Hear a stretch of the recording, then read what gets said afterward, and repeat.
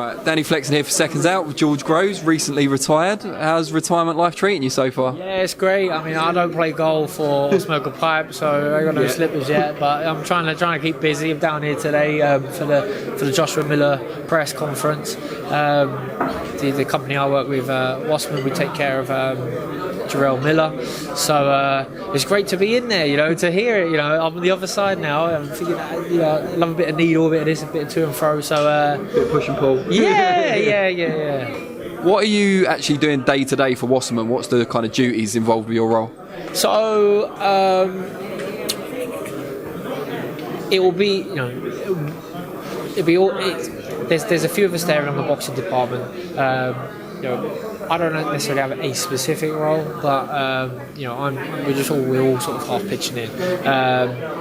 Jarrell was he's been with the firm for a little while now, but I've met him a few times, and if you've got any ideas, you can bounce them off me. I've got some first-hand experience, some big fights, even some rivalry, how to get under people's skin, how to do this, how to do that.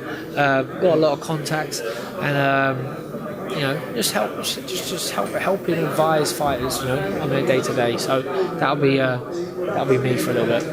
What's it like getting to spend a bit more time at home after so long as a pro? Obviously, you've got 2 kids, you've got Sophie as well, your wife. What's it been like spending more time back at home? Lovely, flat out busy, nothing easy. It's lovely. We've got two young kiddies, so they keep us busy. But it's just nice, when boxing is boxing, it takes up, prioritises everything. It takes up so much of your time. It's really difficult. So I'm appreciating having a lot more freedom, a lot more time to spend at home, quality time with the kids while they're still so young. It's lovely. It's great. I'm sure everyone's wanting to ask you about the big super middleweight fight from the weekend. Did you watch Yildirim against Dirrell? Oh yeah, no, the big one. Yeah, I didn't see that. No, I don't really rate that Yildirim too much. I don't really rate Dirrell that much, but Dirrell won back his WBC title. I think he won it with a 10th round stoppage on a cut, something like that, technical decision. So I don't know what the fight was like. Obviously, Eubank stopped Yildirim in a couple of rounds. So like super middleweights, all of a sudden it's become wide open. You've got Caleb Plant just won the IBF. Beating Uzcatsky, who's supposed to be some sort of killer, gone. I mean, I've seen Caleb Plant. I've sparred him once or twice actually out in Vegas. As always, when everyone who's in Vegas fat and out of shape, but I sparred him. But liked him. We had a bit of trash talking amongst each other, a bit of tongue-in-cheek stuff. But quick hands, kind of skillful. I didn't think he had much power, like according to his record and that, but he hurt Uzcatsky. So, I think he punches accurate and he puts his combinations together. So on fight night, he's a dangerous fighter. Callum Smith, talking about maybe fighting at light heavyweights now, so he might move up. Canelo. Good division. And if you're on the cusp, you're probably thinking, I can do something here. Dangerous for them fighters who are way past their best, who think, I'll hang on in there because I might get a crack at something. You might get exposed. Referring to anyone in particular there? And there's loads of them out there. You got to get in and out at the right time. Leave when there's still stuff on the table. I still could have had a few years left in me for boxing, but I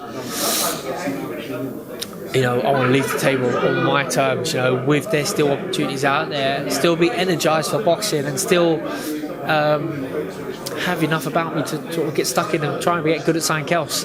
Do you miss it yet, or is it too early? No, I mean, it might be too early. I might be in the honeymoon phase of retirement. Obviously, with the Eubank DeGale fight so soon after my retirement, saying, "Are you ready to come back?" Man, it's been weeks. It hasn't even been much yet. So, I'm just finding until the close. Nothing fits. There's still a few things that still fit me in the wardrobe, but nothing fits, and I've got to go back to the gym or buy a new wardrobe. Well, I was saying off camera, I thought you would have put on a lot more because you love your chocolate, you love your sweets and stuff. I'm just a heavy guy anyway. I'm not far off what you still look quite slim. I mean, around weight is anyway. So yeah, I'm still squeezed into the jeans.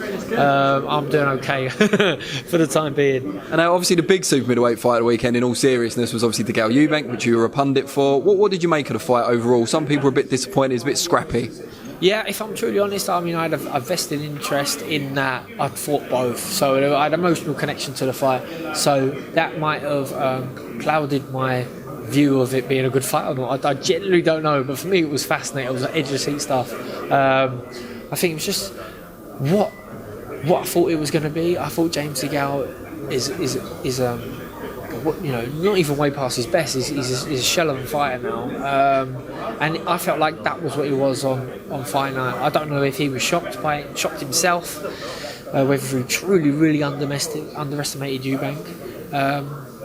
I feel it's an attribute to a certain degree to have that self-confidence, that self-belief, but James DeGale always used to compare himself to me, and if I sort of had a comfortable fight or whatever, he would always assume that he would do 10 times better. So when the Badou Jack fight came along for him, I'd lost a split against Badou Jack, he thought it was a walk in the park for him. He had a torrid time, and I've sort of, in public said, I think he sort of stayed hit from the Badou Jack fight. He never recovered from that fight. Same with Eubank. So obviously, I had great performance. I was in good form, and I beat Eubank really easy. And I think he thought, well, Rose has done it, I'll do it. Whatever, it's the same thing. And he's gone out and he's a shell of a fighter now. Got nothing.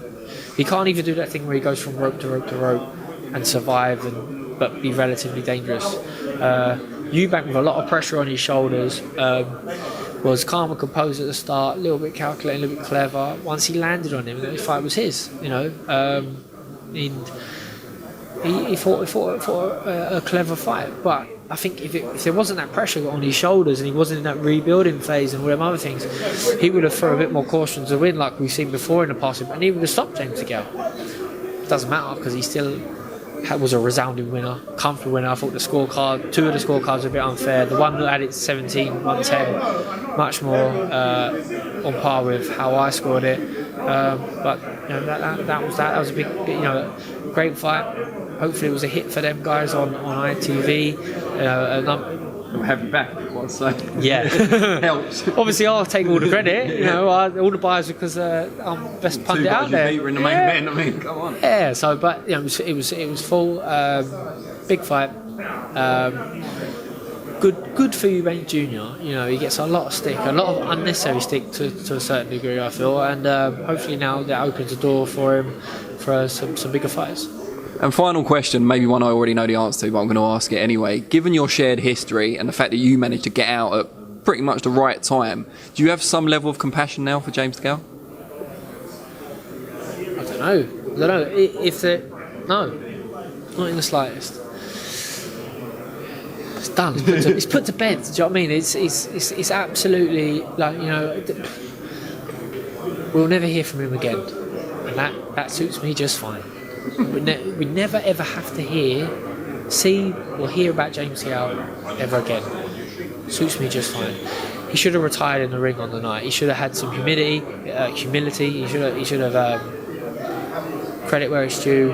Been honest with himself. He didn't. He got annoyed because Chris said that it was comfortable or whatever he said, and he said I'm going to go and review the tapes, but I'm not saying I'm retiring. And I don't think he did a post-fight press conference either. I think he went straight home.